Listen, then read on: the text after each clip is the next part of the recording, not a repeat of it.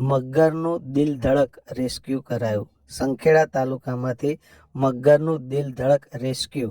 સંખેડા તાલુકાના કાવીઠા ગામેથી મગરનું રેસ્ક્યુ કરાયું. જંગલ ખાતાની ટીમે મગરનું રેસ્ક્યુ કર્યું. રેસ્ક્યુ કરાયેલો મગર ઘણો જ મોટો હોવાનું સ્થાનિકોએ જણાવ્યું. સંખેડા તાલુકાના કાવીઠા ગામની સીમમાં ગૌચર વિસ્તારમાં મગર બેઠેલો જોવા મળ્યો હતો.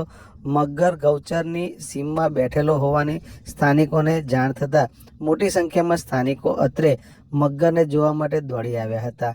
મગર મોટો હોય સ્થાનિકોએ આ મગરને રેસ્ક્યુ કરવા માટે સંખેડા જંગલ ખાતાની કચેરીને જાણ કરી હતી, જેથી સંખેડા જંગલ ખાતાની કચેરીની ટીમ અત્રે દોડી આવી હતી.